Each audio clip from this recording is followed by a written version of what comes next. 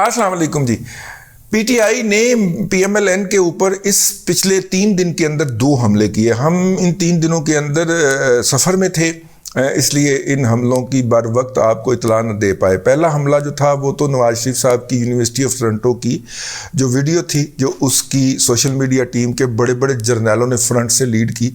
और दूसरा हमला ये था जो कि इरशाद पट्टी साहब ने रिवील किया कि 72 करोड़ रुपया 5 साल की तनख्वाह ले ली है। अब मेरा मतलब है कि 72 करोड़ रुपया 5 साल की तनख्वाह का मतलब है 12 5 60, तो कोई 1.25 करोड़ रुपया तनख्वाह होनी चाहिए, 1.5 करोड़ रुपया तनख्वाह होनी चाहिए। ठीक है जी, तो तभी 72 करोड़ बनता है जी, बल्कि फिर नहीं, इससे भी ज़्यादा बनता है जी।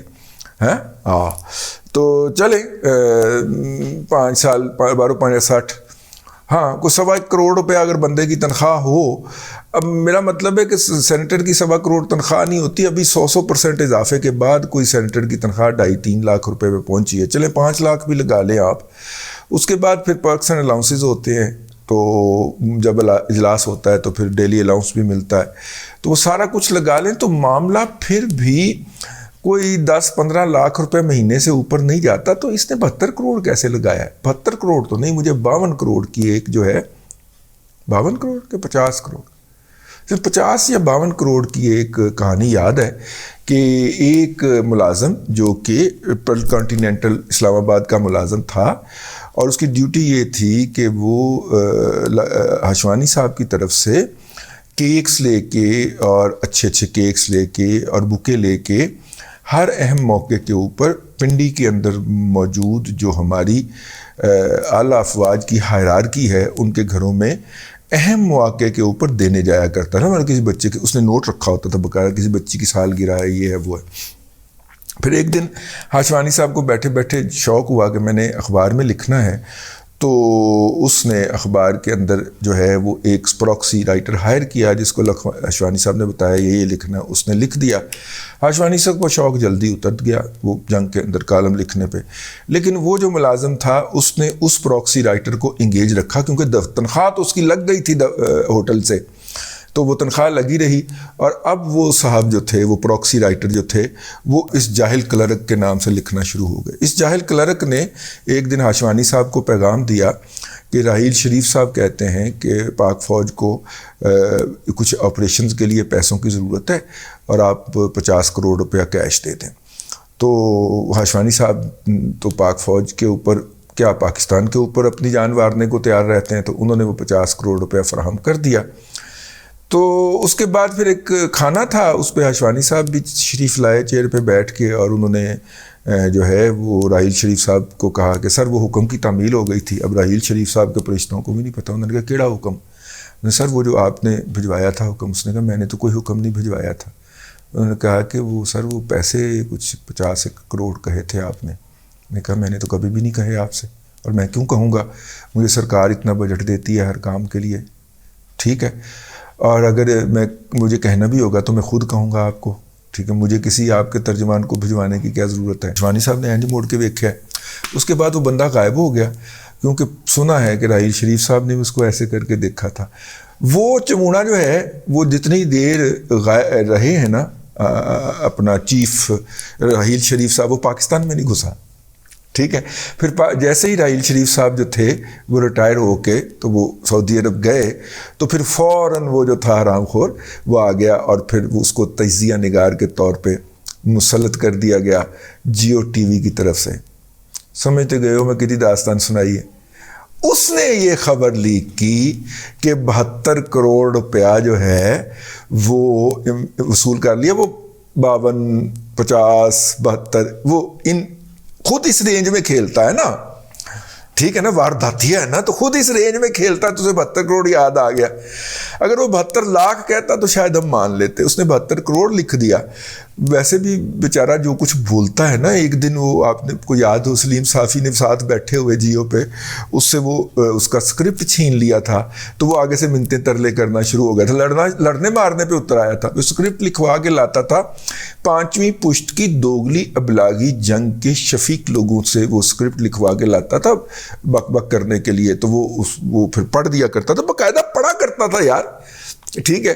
تو مطلب کہ اب ادھر آ کے بیچتا تھا کہ میرے ادھر بڑے تعلقات ہیں، اور ادھر جا کے بیچتا تھا کہ سر میں ان کا بڑا معتبر آدمی ہوں. اور بیچ کے آپ دیکھیں اس بروکری کے اندر، میں شہباز گل کے بکوز دلہ گیری تو نہیں کہہ سکتا، وہ تو شہباز گل اس طرح کے گھٹیا لفظ استعمال کر سکتا ہے. میں اس کا اس آڑت میں، آڑت کہہ دیتے ہیں، اس آڑت میں اس نے دیکھیں جناب دونوں پارٹیوں کو کیسے بلیک میل کیا، اور درمیان میں سے کروڑوں کی دیہڑی بھی لگا گیا. ٹھیک ہے. ہاں چلیں، بہرحال ان صاحب نے ٹویٹ کیا اور انہوں نے بتایا کہ جی 72 کروڑ روپیہ. اب میں ذاتی طور پہ جانتا ہوں اور وقت پہ گواہی دے دینی چاہیے. اللہ تعالیٰ کا بہت کرم ہے اسحاق ڈار صاحب کے اوپر. اسحاق ڈار صاحب جو ہیں وہ لیبیا، وہ چارٹرڈ اکاؤنٹنٹ ہیں اور فیلو ہیں برٹش، وہ جو چارٹرڈ وہاں سے کیا ہوا ہے. اور وہ جب کر کے فارغ ہوئے تھے تو پھر برطانیہ کے اندر انہوں نے کوئی ٹیکسٹائل مل جوائن کر لی تھی، اور بہت جلد ہی اس کے CFO بن گئے تھے. ٹیلنٹڈ آدمی ہیں. اور اس کے بعد پھر انہوں نے وہاں سے لیبیا کے اندر اس وقت جو سرکاری پیمنٹ کا سسٹم ہے، یعنی کہ یہ جس طرح ہمارے ہاں آڈیٹر جنرل اور اکاؤنٹنٹ جنرل کے آفسز ہیں، یہ آفسز اور اس کے نیچے پورا سسٹم یہ اسحاق ڈار صاحب کا اسٹیبلش کیا ہوا ہے. پھر وہ کنسلٹنٹ بھی رہے ایشیائی ترقیاتی بینک کے بھی، کوئی میرا خیال وائس پریزیڈنٹ یا اس طرح کے عہدے پہ رہے، بڑے اعلیٰ عہدوں پہ رہے ہوئے ہیں. لیکن یوتھیوں کا پروپیگنڈا اتنا موزوں ہے ان کے خلاف کہ ان کے یہ سارے کریڈینشل جو ہیں. اچھا، ایشیائی ترقیاتی بینک کا اگر بندہ وائس پریزیڈنٹ رہا ہو کسی زمانے کے اندر، یا لیبیا کو اس نے کیا وہ انہوں نے مفت میں کیا ہوگا؟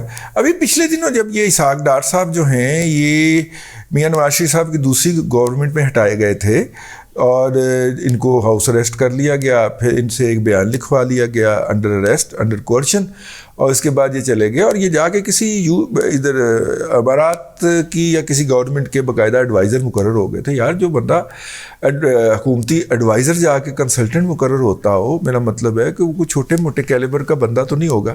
لیکن سب سے زیادہ جو عذاب ٹوٹتا ہے نا، وہ ہمارے عزیزی علی ڈار صاحب پہ ٹوٹتا ہے، جو ان کے صاحبزادے ہیں اور میاں نواز شریف صاحب کے چھوٹے داماد بھی ہیں. علی ڈار بھائی جو ہیں وہ ان کے اوپر الزام لگتا ہے کہ جناب اپنا اتنی بلڈنگ، ملٹی سٹوری بلڈنگ ہے، اور شہین صبائی جیسے بدبودار بوڑھے سے لے کے اور یہ گلی کے اندر پھرنے والا جو بھونکنے والا یوتھیا ہے، وہ سب علی ڈار صاحب کے اوپر وہ کرتے ہیں.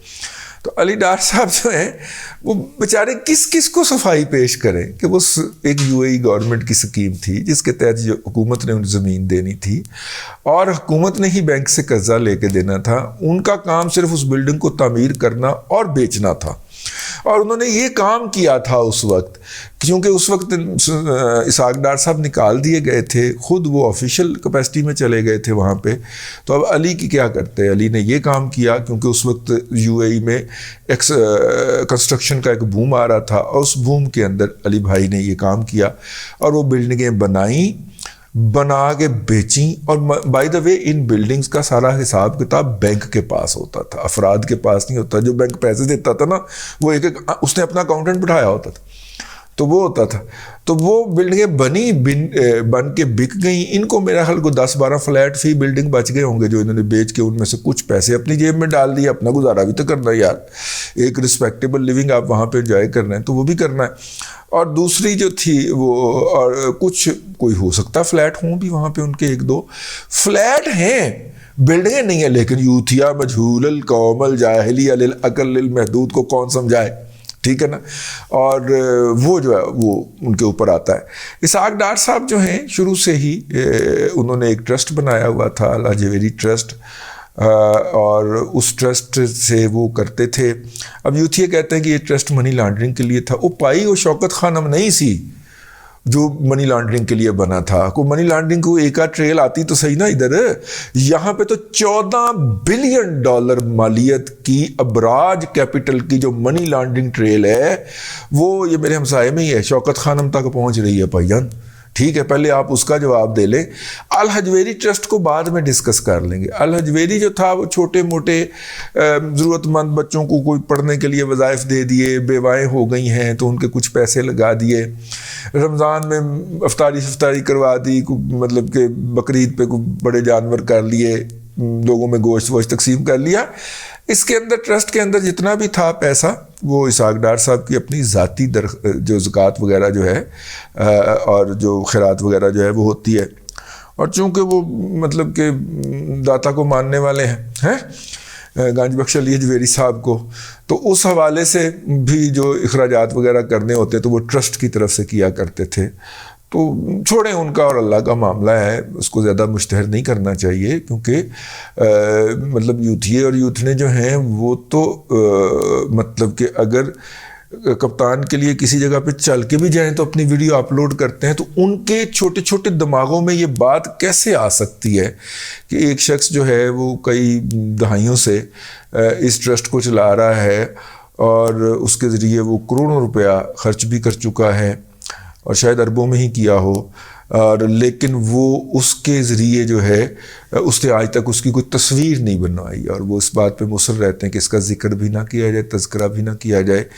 مجھے یاد ہے ایک دفعہ یہ داتا دربار یہ جو کمپلیکس بنا ہے یہ انہوں نے اپنی نگرانی میں بنوایا تھا. اسحاق ڈار صاحب فنانس منسٹر ہوتے تھے تو ویکینڈ پہ وہاں پہ آ جاتے تھے.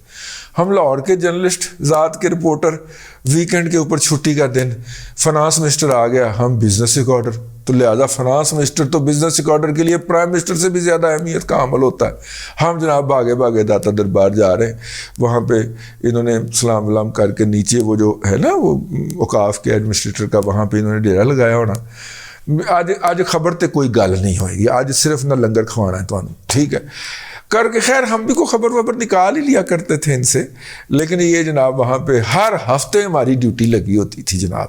تو اسحاق ڈار صاحب آئے ہوتے تھے، تو میں نے ایک دن ان سے پوچھ لیا تو انہوں نے کہا کہ یار میں نہیں چاہتا اس کا کوئی تذکرہ ہو، تشہیر نہیں چاہیے. میں نے کہا جی تشہیر نہیں کرنی، میں جنرل نالج کے لیے پوچھ رہا ہوں. پھر بھی تو تشہیر ہی ہوئے گی نا، تسی کسی نہ کسی موقع تے گل کر دینی ہے، ٹھیک ہے نا، تو میرا مقصد فوت ہو جائے گا. تو اس لیے ہم بعد میں ہم نے جو اپنے طور پہ انفارمیشن کھدائی کر کے نکالی تو وہ اس کو بھی ہم سائڈ پہ رکھ دیتے ہیں. ایک بندہ نہیں چاہ رہا، تو اس بندے کے بارے میں کہہ رہا ہے یہ شخص جو جھوٹ بول کے ہاشوانی سے 50 کروڑ روپیہ لے کے کھا گیا ہوا ہے اور وہیں پہ انویسٹ کر آیا ہوا ہے، وہ یہ کہہ رہا ہے کہ اس نے 72 کروڑ روپیہ لیا ہے. ٹھیک ہے، دامن کو ذرا دیکھ، ذرا بندے کبا دیکھ. ٹھیک ہے، یا پھر وہ کون سا شعر ہے، آپ ہی اپنی اداؤں پہ ذرا غور کریں، ہم جو کچھ عرض کریں گے تو شکایت ہوگی. اب تک کے لیے اتنا ہی، اگلے ولاگ کے اندر آپ سے پھر ملاقات ہوگی انشاءاللہ تعالی. اللہ آپ کو آسانیاں عطا کرے اور آسانیاں خلق خدا میں تقسیم کرنے کی توفیق عطا کرے.